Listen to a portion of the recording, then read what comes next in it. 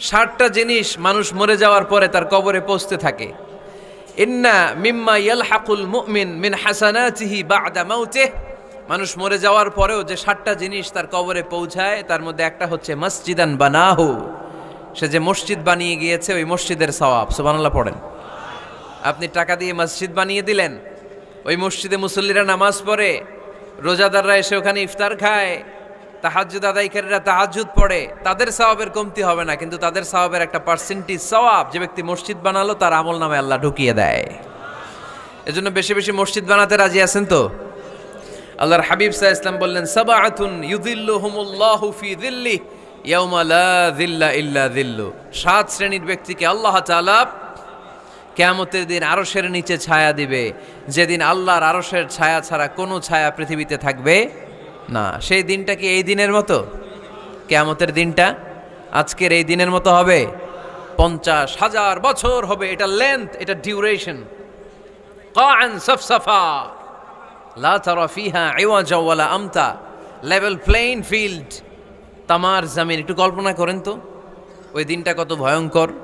বাবা ছেলেরে চিনবে না ওই দিন, ছেলে বাবারে চিনবে না, স্ত্রী স্বামীকে চিনবে না, স্বামী স্ত্রীকে চিনবে না, পীর সাহেব মুরিদ চিনবে না, মুরিদ পীর সাহেবকে চিনবে না, নেতা কর্মীকে চিনবে না, কর্মী নেতাকে চিনবে না। হায় হায়, ইয়া নাফসি ইয়া নাফসি বলে কাঁদবে।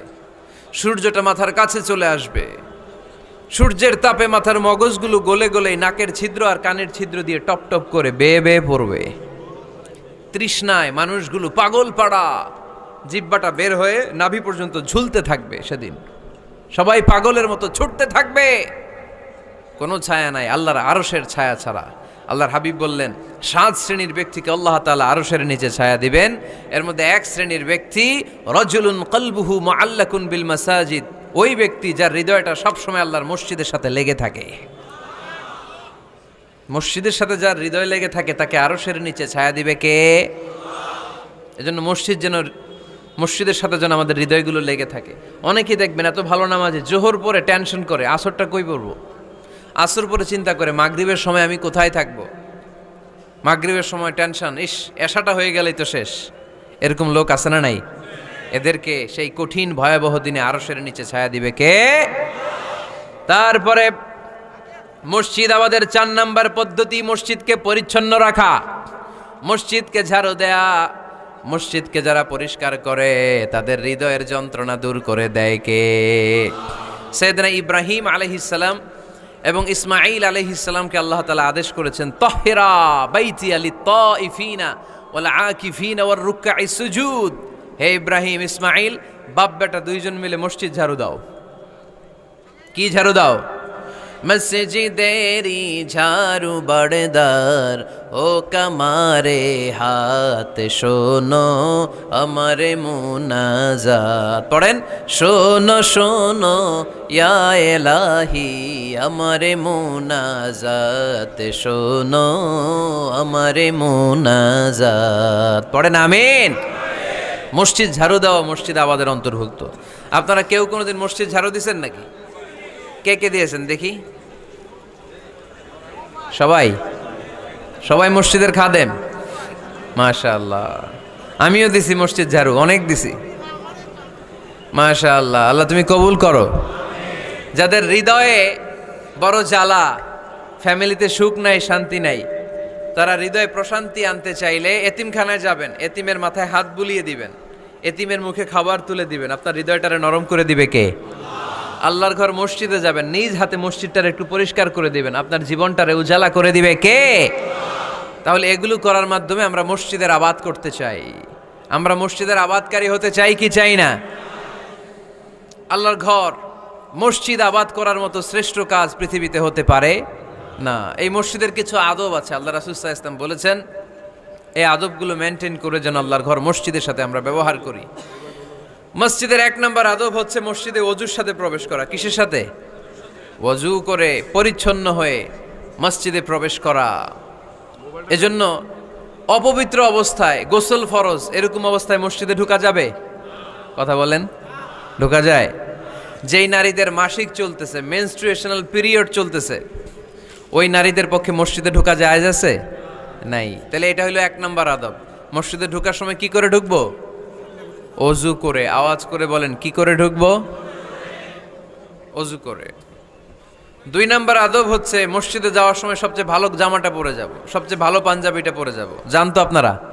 না সবচেয়ে সিরাটা পরে যান? হ্যাঁ, অনেকের নামাজের জন্য একটা পুরান জামা আছে, সিরা পাড়া, এদিকে হাত উঠাইলে দিকতে দেখা যায়, আছে না নাই? সবচেয়ে সিরা পাড়াটা রাখে নামাজের জন্য, কপাল পোড়া। আর সুন্নাতে খাতনার অনুষ্ঠানে গেলে মাশাআল্লাহ লেহেঙ্গা গায়ে দেওয়া যায়, আছে না নাই? না, আপনি ইবাদতের জন্য সবচেয়ে সুন্দর জামাটা রাখবেন। এজন্য রাব্বুল আলামিন বলেন, ইয়া বানি আদম খুযু জিনাতাকুম ইনদা কুল্লি মসজিদ। ও বনি আদম, তুমি যখন আল্লাহর ঘর মসজিদে ঢুকবা, ও বনি আদম, তুমি যখন নামাজের মুসল্লায় দাঁড়াবা, তোমার সবচাইতে দামি, সবচাইতে সুন্দর জামাটা গায়ে দিয়ে তুমি নামাজে দাঁড়াও। ঠিক কি না? তাহলে এখন মসজিদে যাওয়ার সময় কি গায়ে দিয়ে যাবেন বলেন? খিতা করবাইন? হ্যাঁ, মাশাআল্লাহ, হ্যাঁ, সবচেয়ে ভালো কাপড়টা আয়রন করে পারফিউম মেখে তারপরে আমরা যাব। রাজি আছেন তো? 3 নাম্বার আদব হচ্ছে মসজিদে ঢুকার সময় বাম পা দিয়ে ঢুকতে হয়।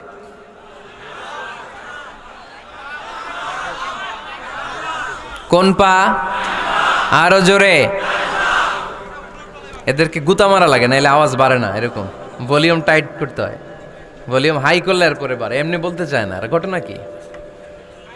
হ্যাঁ, খায় নাই। বদরের যুদ্ধ হয়েছিল রমাদানে, কোনো সাহাবী খায় নাই, না খাইয়া একেবারে সাইজ করে দিছে কাফেরদেরকে। আমরা না খেলেও আমাদের হৃদয়ে ইমানি শক্তি আছে না নাই? এই তো বোঝা যাচ্ছে ইমানি শক্তি আছে। এতক্ষণ আছিল কই? তো মসজিদে ঢুকার সময় কোন পা দিয়ে? এগুলো মনে থাকে আমাদের? ভুলা যাই আমরা, খেয়াল থাকে না তো এগুলা। এত কিছু মনের মধ্যে রাখলে এগুলো মনে থাকবে কেমনে? মসজিদে ঢুকার সময় কোন পা? আরো জোরে। বেরোয়ার সময় কোন পা? মনে থাকবে? মসজিদে যখন ঢুকবেন ডান পা দিয়ে ঢুকবেন, আর দোয়া পড়বেন, আউযু বিল্লাহিল আযীম ওয়া বিওয়াজহিল কারীম ওয়া সুলতানিহিল কদীম মিনাশ শাইতানির রাজীম। বিষ্ণু ইসা ইসলাম বললেন, যে ব্যক্তি মসজিদে ঢোকার সময় এই দোয়াটা পড়বে, শয়তান আফসোস শুরু করে, সে বলে, হায় হায়, আজকের দিনের জন্য, সারা দিনের জন্য তো তুই আমার ওয়াসওয়াসা থেকে বেঁচে গেলি। আজকের সারা দিনের জন্য তোরে আমি হারালাম, আজকের সারাটা দিন আল্লাহর পক্ষ থেকে প্রোটেকশন নিয়ে তুই বেঁচে গেলি, আজকের জন্য যা, কালকে তোরে আমি ধরবো। এজন্য এই দোয়াটা পড়ার দরকার আছে না? আউযু বিল্লাহিল আযীম ওয়া বিওয়াজহিল কারীম ওয়া সুলতানিহিল কদীম মিনাশ শাইতানির রাজীম। 4টা বাক্যের দোয়া। মুখস্থ করতে কষ্ট হলে যে ইউটিউবে চলে যাবে আজকেই, ওখান থেকে শুনে আপনারা মুখস্থ করে নেবেন, এই দোয়াটা পড়বেন। তাহলে ওই দিনের জন্য শয়তানের ওয়াসওয়াসা, টেম্পটেশন, প্রভোকেশন থেকে আপনি আল্লাহ তাআলার প্রোটেকশনে চলে গেলেন। সুবহানাল্লাহ পড়েন। তারপরে আল্লাহর হাবিব বললেন, ঢোকার আগে আমারে সালাম দাও। পড়বেন, আসসালামু আলাইকা আইয়ুহান নাবিয়্যু ওয়া রাহমাতুল্লাহি ওয়া বারাকাত। এই 2টা জিনিস যখন করে ফেললেন, তখন ডান পা দিয়ে পড়বেন, আল্লাহুম্মা আফতাহ লি আবওয়াবা রাহমাতিক। সুবহানাল্লাহ পড়েন। আল্লাহুম্মা আফতাহ লি, ও আল্লাহ আমার জন্য তুমি খুলে দাও, আবওয়াবা রাহমাতিক, তোমার রহমতের দরজা। তার মানে মসজিদে ঢুকলে রহমত পাওয়া যায় কি যায় না? মসজিদে ঢুকলে পাওয়া যায় রহমত, মসজিদের বাইরে রহমতের কথা আল্লাহ বলে নাই। মসজিদের ভিতরে রহমত। কোথায় রহমত? কোথায়? মসজিদের ভিতরে রহমত আছে না? তার প্রমাণ, মসজিদে ঢুকলেই শান্তি লাগে কেমন জানি, আর ঘুমে ধরে। মসজিদে ঘুমাইছেন কারা কারা দেখি? সবাই ঘুমাইছেন? আরে আমি কত ঘুমাইছি। জুমার নামাজের সময় যে কি ঘুম আসে, আসে আসে, কমন পড়ছে, একেবারে কমন পড়ে গেছে, ঘুম আসে। কারণ রহমত, রহমতের ঝিরি ঝিরি বাড়িধারা আল্লাহ তাআলা আরশের উপর থেকে নাজিল করতে থাকেন, আর এই রহমতের কারণে হৃদয়টা প্রশান্ত হয়ে যায়, অনেকের ঘুমও চলে আসে। ঠিক কি না? এজন্য আল্লাহুম্মা আফতাহ লি আবওয়াবা রাহমাতিক, ও আল্লাহ তোমার রহমতের দরজাগুলো আমার জন্য খুলে দাও। এই দোয়া পড়লে রহমতের দরজা খুলে দেয় কে? আবার মসজিদ থেকে যখন বের হবেন তখন কোন পা দিয়ে? জোরে বলেন। বাম পা দিয়ে কি পড়বেন? আল্লাহুম্মা ইন্নী আসআলুকা মিন ফাদলিক, ও আল্লাহ তোমার কাছে আমি তোমার পক্ষ থেকে ফদল চাই, মানে রিজিক চাই। রিজিক দেয়ার মালিককে। তার মানে খুব সোজা সাপটা কথা হচ্ছে, মসজিদের ভিতরে পাওয়া যায় রহমত, আর বাইরে পাওয়া যায় ফদল বা রিজিক। বাইরে পাওয়া যায় কি? রিজিক। মসজিদের ভিতরে রিজিক আছে, তার মানে সারাদিন মসজিদে বসে থাকলে রিজিক মিলবে? নামাজের সময় নামাজ পড়তে হবে, কাজের সময় কাজ করতে হবে। এটাই হচ্ছে ইসলামের বিধান। নামাজের সময় নামাজ, কাজের সময়। আমি প্রশ্ন করব, আওয়াজ করে উত্তর দেন। নামাজের সময়, কাজের সময়, নামাজের সময়, কাজের সময়। এটা মনে থাকবে? এজন্য আল্লাহ বললেন, ফাইদা কুদিয়াতিস সালাতু ফান্তাশিরু ফিল আরদি ওয়াবতাগু মিন ফাদলিল্লাহ। যখন তোমাদের সালাত শেষ হয়ে যায়, আল্লাহর রিজিক অন্বেষণের জন্য আল্লাহর জমিনে তোমরা ছড়িয়ে যাও। নামাজের সময় আসবেন, নামাজ শেষ বের হয়ে যান। ফান্তাশিরু ফিল আরদ, জমিনে ছড়িয়ে পড়ো। নামাজ শেষ, চেয়ারম্যান সাহেব চলে যাবে ইউনিয়ন পরিষদের ভেতরে, ছাত্ররা চলে যাবে হাই স্কুলে, মেম্বার অব দ্য পার্লামেন্ট চলে যাবে সংসদে, সেনাবাহিনীর লোকেরা চলে যাবে ক্যান্টনমেন্টে, ব্যবসায়ীরা চলে যাবে তাদের বাজারে, সিএনজি ওয়ালারা সিএনজি নিয়ে ব্যবসা শুরু করবে, রাস্তায় নেমে যাবে, চিল্লায় বলেন ঠিক কিনা?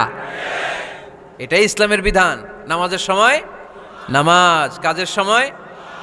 আচ্ছা, তাহলে প্রথম সুন্নাত পেলাম, পবিত্র হয়ে ঢুকবো, ভালো জামা পরে ঢুকবো 2 নাম্বার। 3 নাম্বার, ঢুকার সময় কোন পা, বের হওয়ার সময়।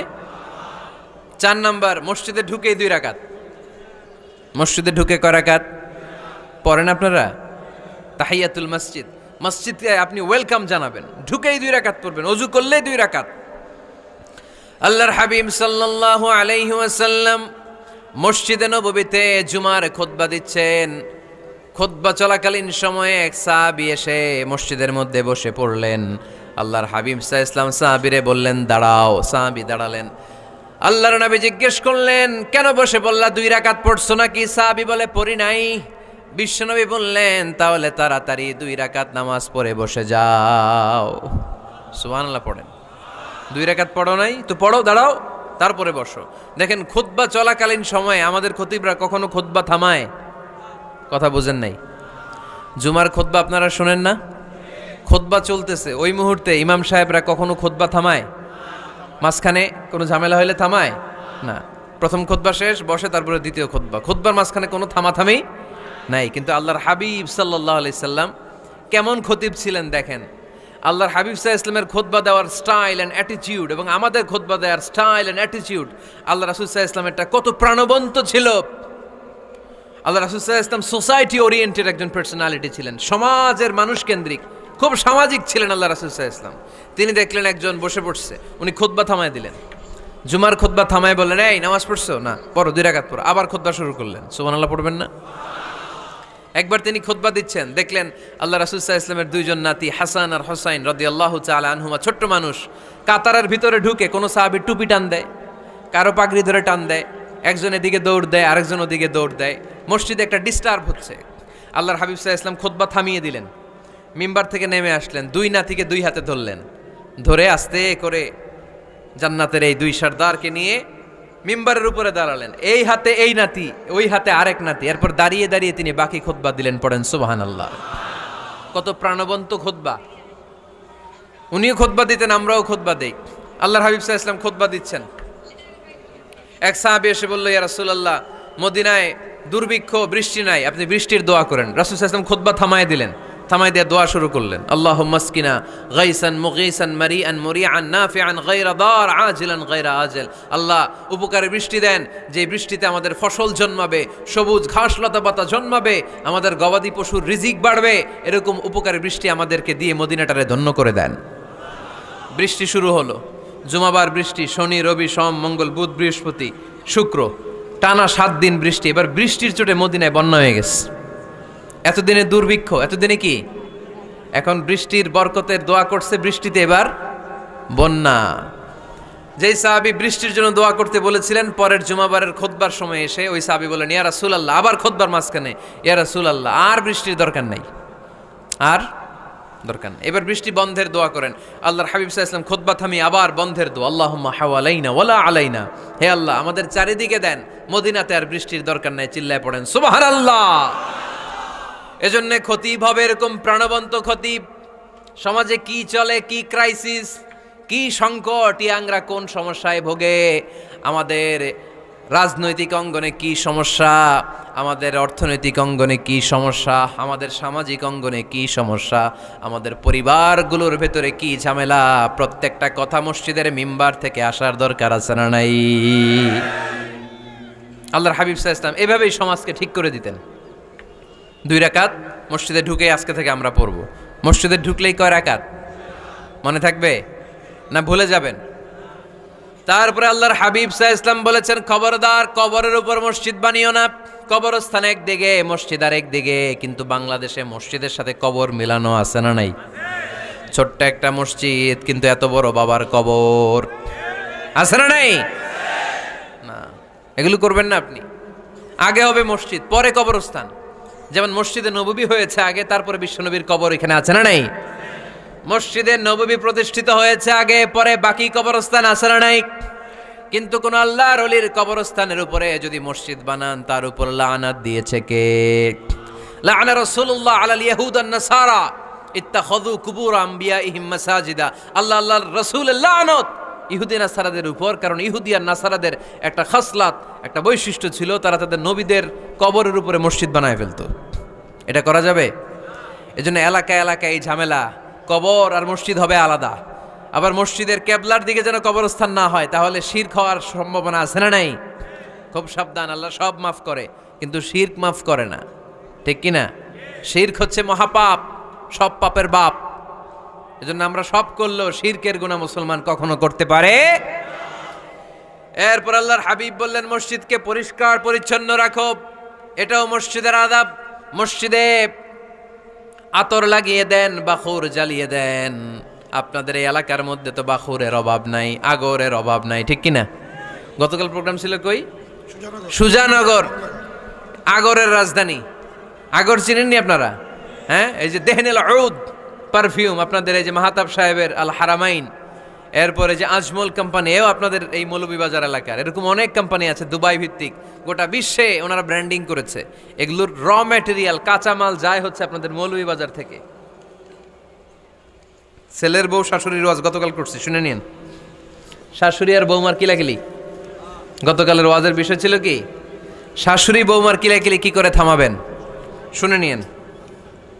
আচ্ছা ঠিক আছে, মুফতি সাহেবদের কাছ থেকে জেনে নেবেন এই প্রশ্ন। আমি উত্তর দিলে আবার কিলাকিলি লেগে যাবে বাংলাদেশ। কিলাকিলির দরকার নাই। সম্মানিত ভাইয়েরা, মসজিদ পরিষ্কার পরিচ্ছন্ন রাখবেন, এই বাখুর জ্বালাবেন, দেহনেল উদ, এই পারফিউমগুলো ছড়িয়ে দিবেন। মসজিদের মধ্যে অনেক মসজিদে দুর্গন্ধ আছে না নাই? এই কার্পেটের মধ্যে ময়লা, পরিষ্কার করে না। আল্লাহর হাবিব সাল্লাল্লাহু আলাইহি ওয়াসাল্লাম বলেছেন, খবরদার। আম্মা জান আয়েশা বর্ণনা করেন, আমার রাসূলুল্লাহ সাল্লাল্লাহু আলাইহি ওয়াসাল্লাম বিবিনাইল মসজিদ ফিদ দুয়ার ওয়া আন তুতায়্যাবা ওয়া তুনাযযাফ। আমরা যেন এলাকা এলাকায় মসজিদ বানাই, মসজিদগুলোকে যেন পারফিউম দিয়ে, আতর দিয়ে সুগন্ধময় করে দেই। বিশ্বনবী আদেশ করেছেন, সুবহানাল্লাহ পড়েন।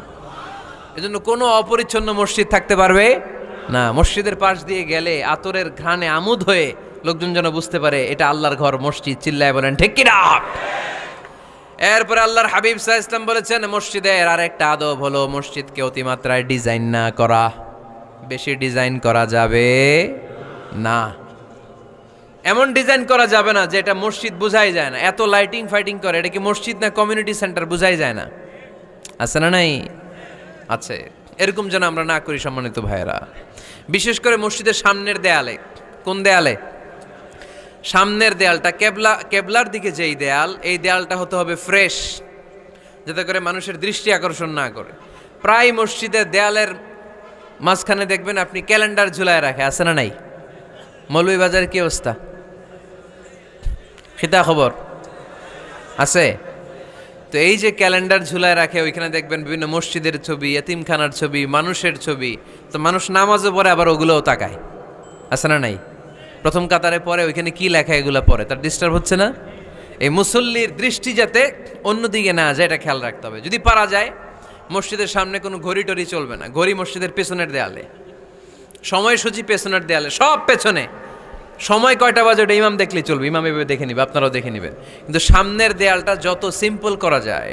আল্লাহর হাবিব সাল্লাল্লাহু আলাইহি ওয়াসাল্লাম নামাজ পড়া অবস্থায় সামনে এমন কিছু রাখতেন না যেটাকে যেটার দ্বারা আল্লাহর হাবিব সাল্লাল্লাহু আলাইহি ওয়াসাল্লামের সালাতে মনোযোগ অন্যদিকে চলে যায়। আমরা যখন সালাত পড়ি যদি অন্যদিকে তাকাই, ফেরেশতার মাধ্যমে আল্লাহ একটা ডাক দেয়, বলে আকবিল, এই বান্দা ফিরে আয়, তোর নজর থাকা দরকার সেজদার জায়গায়, ফিরে আয়। আপনি আবার যখন অন্যদিকে তাকান আল্লাহ বলে ফিরে আয়, সেজদার দিকে তাকা। আপনি আবার যখন ঘড়ির দিকে তাকান আল্লাহ বলে আকবিল, ফিরে আয়, সেজদার দিকে তাকা। আপনি যখন আবার অন্যদিকে তাকান তখন আল্লাহ বলে লা হাজাতা লি ইলা সালাতিক, তোর এই নামাজের দরকার আমার নাই। নাউজুবিল্লাহ পড়বেন না? তোর এই নামাজের দরকার আমার নাই। অজু করে কষ্ট করে যাকে খুশি করার জন্য আপনি সালাতে দাঁড়ালেন, উনি যদি বলে এই নামাজের দরকার নাই, তা কার জন্য নামাজ পড়লেন আপনি? কথা কি বুঝতে পেরেছেন? এই জন্য এলাকার গণ্যমান্য ব্যক্তিবর্গ আছে, আমাদের চেয়ারম্যান সাহেব আছে, আরও অন্যান্য বিজনেস ম্যাগনেটরা আছে, আপনারা মসজিদ যখন নির্মাণ করবেন সামনের দেয়ালটা যত সাদামাটা হতে পারে ততই ভালো। এমনকি জায়নামাজের মধ্যে এখন কাবা ঘরের ছবি আছে না নাই? আছে না? কি মুসলমান আমরা, নিজের কাবারে নিজে লাথি মারি নামাজের আগে, মনের অজান্তে নিজের কাবাকে নিজে লাথি মারছি। এরকম জায়নামাজ ব্যবহার করা নিষেধ, চিল্লায় বলেন ঠিক কিনা? সাদা ফ্রেশ জায়নামাজ বাজারজাত করেন, আপনাদের সিদ্ধান্তই ওনাদের ব্যবসা বয়কট হয়ে যাবে। আপনারা যদি এখন থেকে মসজিদের মিনারা আর কাবা ঘরের যে প্রতিকৃতি বা ছবি, এরকম ছবি সম্বলিত জায়নামাজ কিনা বন্ধ করে দেন, এদের মার্কেট থাকবে? কথা বলেন। কালকে থেকে আমরা জায়নামাজ কেনার সময় ফ্রেশ জায়নামাজ কিনবো। কোনো মসজিদ, কোনো মিনার, আমাদের কাবা ঘরের ছবি সম্বলিত কোনো জায়নামাজ কিনা যাবে? আওয়াজ করে বলেন যাবে? যাবে না। এগুলো হচ্ছে মসজিদের আদাব, এগুলো রক্ষা করে মসজিদে ঢোকার দরকার আছে না নাই?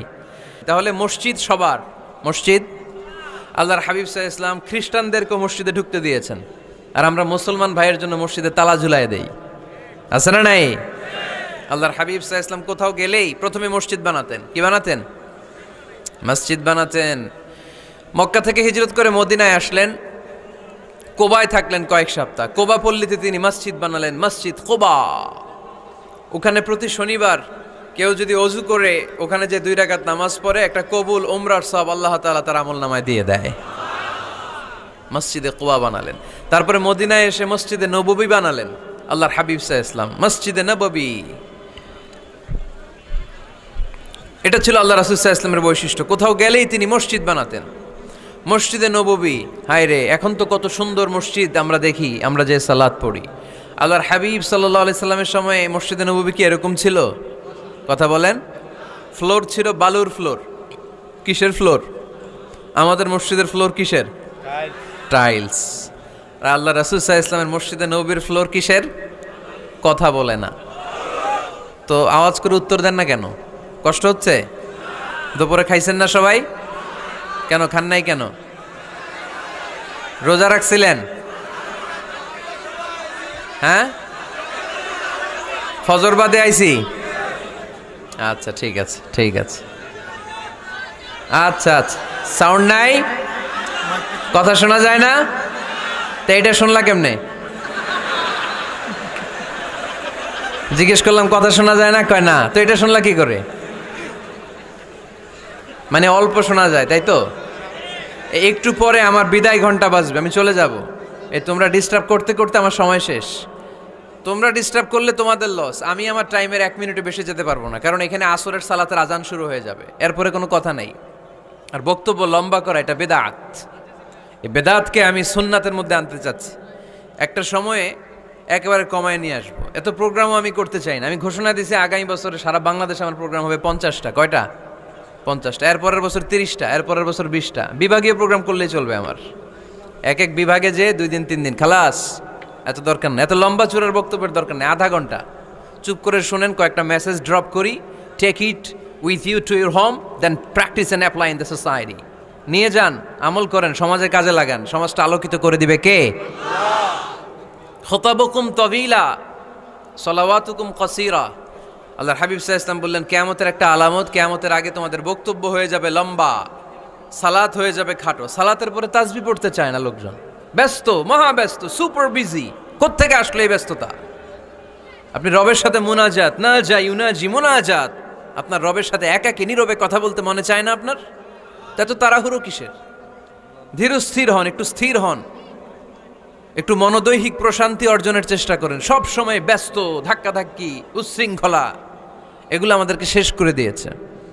এজন্য লম্বা চোরা বক্তব্য ঠিক না। বক্তব্য শুনতে আমাদের ভালো লাগে, আমল করতে ভালো লাগে না। বক্তব্যটা শেষেই সিগারেট ধরায়, আছে না নাই? মাহফিল শেষেই বিড়ি ধরায়, কয় চমৎকার ওয়াজ করছে হুজুরে। ওয়াজটা সেরকম হয়েছে, অনেক কণ্ঠ সুন্দর হুজুরের। এতদিন ইউটিউবে দেখছি, আজকে সরাসরি দেখাইছি, আছে না নাই? তো কি লাভ হয়েছে? লাভটা হয়েছে কি? এই যে মাহফিল শেষে বিড়িটা ধরাইলেন আর গেলেন, কোনো লাভ হয় নাই। এগুলো থেকে বেরিয়ে আসতে হবে। বছরের পর বছর আমাদেরকে শেখানো হয়েছে একভাবে, কেউ এই পরিবর্তনের আওয়াজ তোলে নাই। আওয়াজ আপনাকে তুলতে হবে। আওয়াজ তোলার জন্য এত মানুষ লাগে না, আপনি একাই যথেষ্ট। আপনি দাঁড়ান না সামনে, দেখবেন আপনার সামনে কেউ টিকে থাকতে পারবে না, ঠিক কিনা? কিন্তু আপনার শক্ত সিদ্ধান্ত লাগবে, পরিবর্তনের জন্য শক্ত মানসিকতা লাগবে, যে আমি পরিবর্তন করতে চাই। We have to change. যুগ জামানা পাল্টে দিতে চাই না অনেকজন, এক মানুষই আনতে পারে জাতির জাগরণ। এক মানুষই বিপদকালে বাঁচায় কাফেলায়, ক্ষুদ্র ডিঙ্গি বাঁচায় জাহাজ অসীম দরিয়ায়। এজন্য আপনার শক্ত সিদ্ধান্ত পারে আপনার মৌলভীবাজারটাকে দেশের শ্রেষ্ঠ জেলা, শ্রেষ্ঠ থানা হিসেবে আল্লাহর কাছে কবুল করতে, ঠিক কিনা? এজন্য লম্বা চূড়া আলোচনা ঠিক না। ছোটখাটো অল্প কয়েকটা মেসেজ নিয়ে যেতে পারলেই দ্যাটস এনাফ।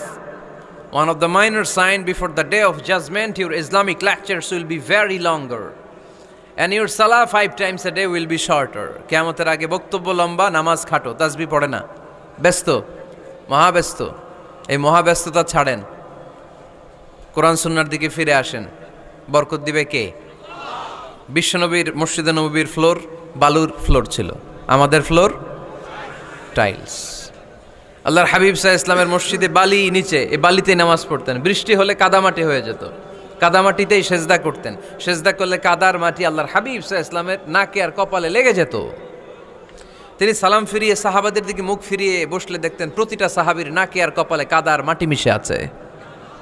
তার মানে প্রিয় নবী সাল্লাল্লাহু আলাইহি ইসলামের মসজিদে নববী ছিল কাঁচা, কিন্তু মুসল্লি ছিল পাকা। আমাদের মসজিদগুলা হয়েছে পাকা, কিন্তু মুসল্লি কাঁচা, ঠিক কিনা? ফজরের সালাতে মানুষ নাই। ইমাম সাহেব আছেন কে কে এলাকায়? দেখি ইমাম, মসজিদের ইমাম, মাশাআল্লাহ। আপনাদের এইখানে ওই মসজিদে ফজরের নামাজে কয় কাতার হয়? 5 জন 6 জন? কেনে এত কম? কেনে? হ্যাঁ, আসে না, আসতে চায় না লোকজন। তো এই যে 5-6 জন ফজরের সালাতে, কল্পনা করতে পারেন ফজরের সালাতে এত কম লোক। ফজরের জামাতে লোক যায় না, এটা একটা মহামারী। যেদিন ফজরের জামাতের দৃশ্য আর জুমার নামাজের দৃশ্য একরকম হয়ে যাবে, ওই দিনই বাংলাদেশে ইসলাম কায়েম হয়ে যাবে। এখন স্লোগান তোলে বিপ্লব বিপ্লব, ইসলামী বিপ্লব। আর ফজরের সময় আমি কম্বলের ভিতরে, আছে না নাই? কোনো বিপ্লব হবে না। ফজরের নামাজ জামাতে পড়ুন, সকালটারে বরকতময় করে দিবে কে? আল্লাহর হাবিব সাল্লাল্লাহু আলাইহি ইসলামের মসজিদ ছিল সবার জন্য উন্মুক্ত, এখানে সবাই আসতে পারত। এজন্য মসজিদ হবে সবার। আমরা মসজিদের আবাদকারী হতে চাই। এজন্য রব্বুল আলামিন বলেন, ইন্নামা ইয়া'মুরু মাসাজিদাল্লাহি মান আমানা বিল্লাহি ওয়াল ইয়াউমিল আখির وأقام الصلاة وآتى الزكاة ولم يخش إلا الله فعسى أولئك أن يكونوا من المهتدين سبحان الله পড়েন।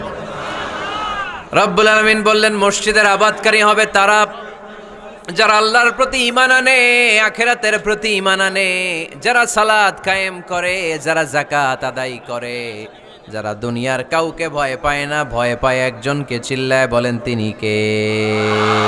যাদের হৃদয়ে আছে আল্লাহর ভয়, তারা কবু পথ ভুলে যায় না।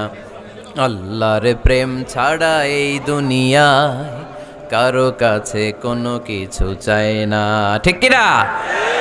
তাহলে যারা মসজিদের আবাদকারী, এরা ভয় পায় একজনকে, চিল্লায় বলেন তিনি কে?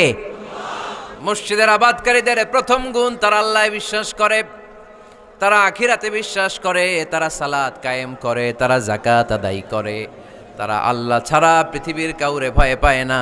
আল্লাহ বলেন ফাআসা উলাইকা আইয়াকুনু মিনাল মুহতাদিন, আশা করা যায় তারাই হলো হেদায়েতের রাস্তার উপরে আছে। ঠিক কি না? তারাই মসজিদের আবাদকারী, যারা মসজিদে যায় সালাত আদায় করে। এখন মসজিদের আবাদকারী আপনি হতে চান, আপনি মসজিদে যান না, আপনি আবাদকারী হতে পারবেন? মসজিদের অনেক সভাপতি আছে মসজিদে যায় না, আছে না নাই? মৌলভীবাজারে এই সমস্যা বোধহয় নাই। মসজিদের সেক্রেটারি মসজিদে যায় না, আছে না নাই? তাহলে হইল, এটা হইল, এটা মেনে নেওয়া যায়?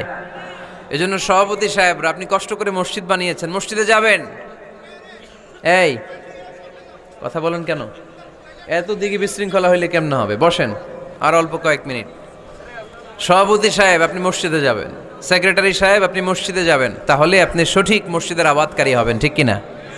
আমরা মসজিদের আবাদকারী হতে চাই, ইনশাআল্লাহ। পড়েন উমরানুল মাসাজিদ।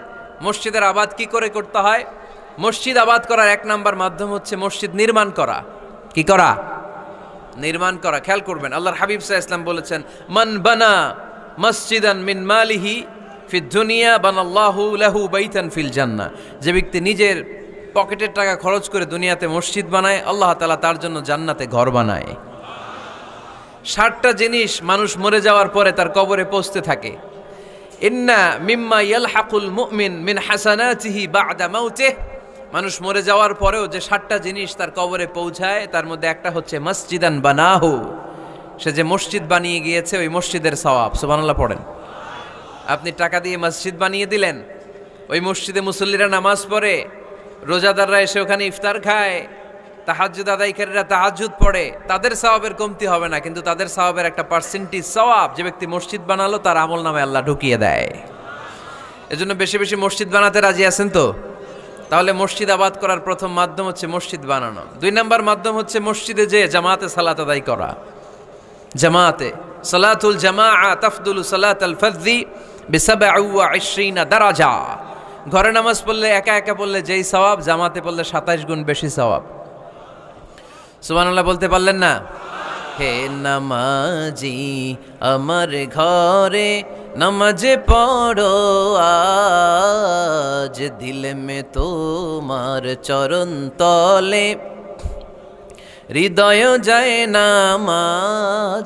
হে নামাজি আমার ঘরে নামাজে পড়ো আজ, দিল মে তোমার চরণ তলে হৃদয় যায় নামাজ। পড়েন আল্লাহু আকবার।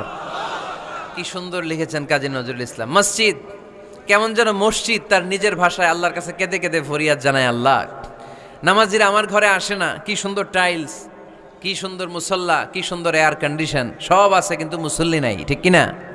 মসজিদগুলো আল্লাহর কাছে ফরিয়াদ জানায়। এজন্য আমরা যেন মসজিদমুখী হই। কি মুখী? আওয়াজ করে বলতে হবে, কি মুখী?